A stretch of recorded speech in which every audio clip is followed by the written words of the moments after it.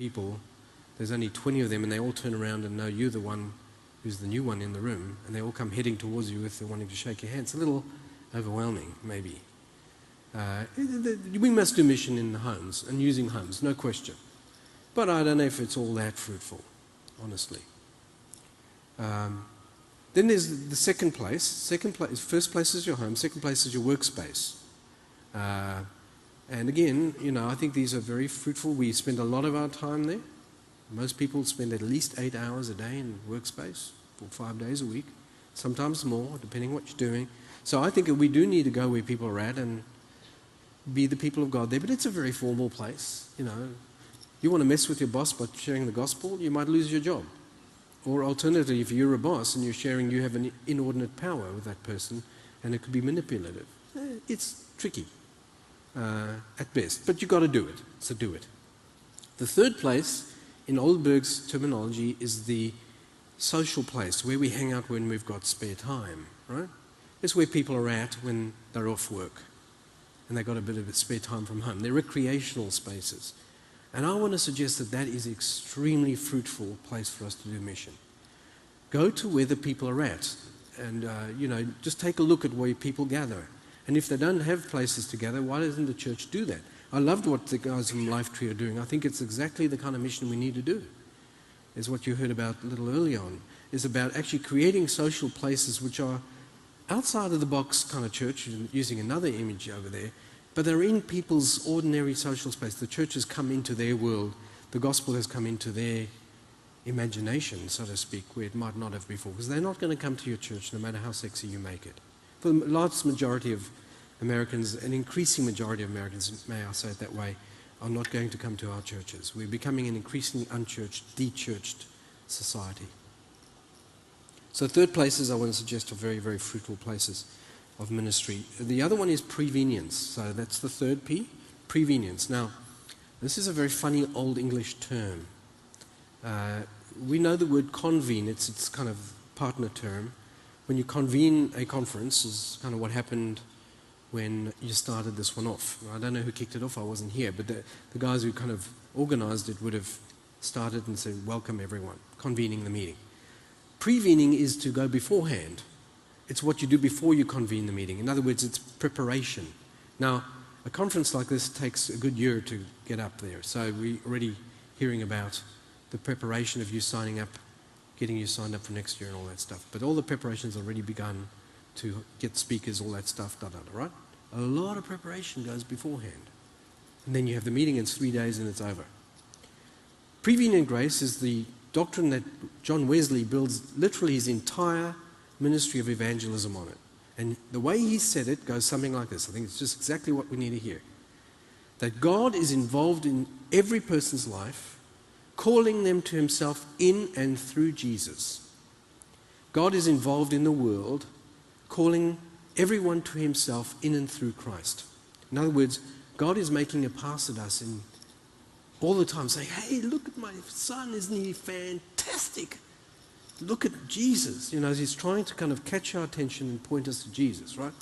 And Wesley understands that this is our fundamental job, is that we are to discern what God is doing and join with him. I've got some wonderful stories here. How much time? No, I don't have time to tell you them. It's simply to say the trick here, and I'll tell you a story right then. That's why I want to maybe stop on a story. The trick here is to try understand, first of all, that we evangelicals have got this wrong. We thought that we brought God with us into any conversation. That we go into a conversation with a person and we've got God in our pocket. And somehow we're bringing God and telling them about God. Well, it's not good theology, because God is ever present, everywhere present. Every human being has some apprehension of God, Paul says in Romans 1 and other places.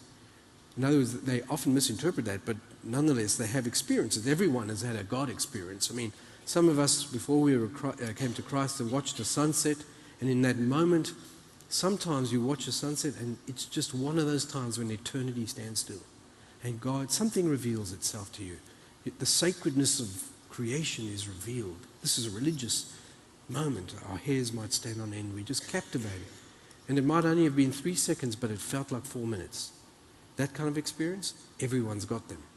And our job is to see what God is doing in wooing people to himself, and then point them to the story of Jesus Christ in which their lives can be found and interpreted.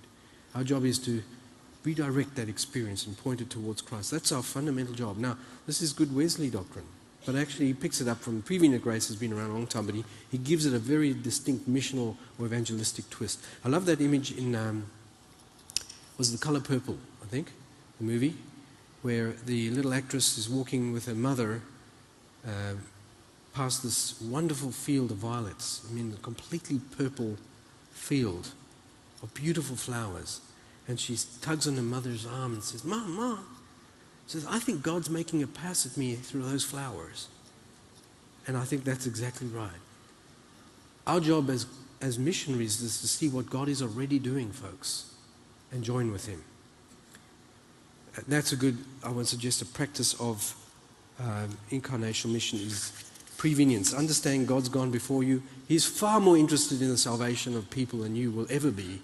So you can assume that he's already there doing something. Join with him. You don't bring him with you. Proclamation, we do pretty well. I mean, we know that one is. You've got to share the gospel. That they've been saved through the death and resurrection of Jesus. And I believe this is fundamental. And someone's got to say it. You better be saying it. I would argue that we jump to the gun on that one, though. Often the other stuff that we might do gives us the place to share because it creates the relational context in order to share it meaningfully. So, hold again, Cowboy. They've heard a fair bit from us about what the content of the gospel is, but I think we've got to win back relationships, get some credibility again to be able to communicate meaningfully across. And I'm all for evangelism, people being saved, but you've just got to be attentive. Remember, folks, that God was in the neighborhood in Jesus for 30 years and no one noticed. Even his disciples, don't you think this is weird? Even his disciples, I mean, they don't get it, I think, until maybe after the resurrection. Well, hello, what were they doing before that? They were with God, and they still don't get it. In other words, he's so hidden in Jesus. God is hidden in his humility, doesn't overwhelm them with a cosmic laser beam show. Zzz, look at you, I'm God, and stun you into belief. He's much more subtle than that. He wins us by flirting glance of people just, who are we with here when he stills the waters? People get to think, well, who is it that we're with here? They only get a little glimpse of what the kind of person they're dealing with. But it's only a little hint. And God is so hidden in his humanity. 100% God, but hidden. Mysteriously hidden in this 5'8" guy hanging around. And he could have looked just like any one of us in this room. Any one of us. It was completely,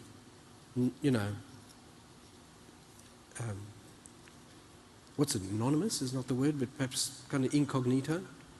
And I think this says a lot about it. So proclamation, bide your time, trust that God is already at work, trust prevenient grace, and follow in on it. The other ones are, and I should finish very soon, are powerlessness, which actually is about, I couldn't use humility, but really it's what I'm doing because I'm trying to keep on the P's, okay? We're not powerless in that we've got the power of the Spirit and the power of the gospel and all those things, right? So that's power, but it's different kind of power. But I want to say that in Jesus we get a display of incredible humility. I mean, think about it. This is the being who creates worlds with words, and he becomes, according to Philippians 2, he empties himself of all that. In an act of incredible humility, becomes the very, very uncool slave. The most uncoolest person in the empire. And he says, and he also says in other places, I'm among you as one who serves. This is not cool. This is not the top doggy kind of thing. Not riding in on the cavalry, trying to save everyone, but actually coming in with humility, learning from the people we're trying to serve as well. And I think this is the way of incarnation. This is the way of Christ. And it's the way of incarnational mission. The other one is pathos. With my wife, she uses the passion here. She says it's the incarnation of the heart. It's learning to feel with the people what their pains are, what their struggles are. We have this weird thing, and when we go to European cities particularly, we always go to the Jewish district. I'm Jew and I come from that background, and so it looms large in my world. And Deb's, who's very much empathetic with the sufferings of other people, and also going to the gay quarters and the red light district. Weird, isn't it? They're usually all together, interestingly enough. All the marginalized people are pushed to the edges, right? And honestly, I think that's where Jesus would be.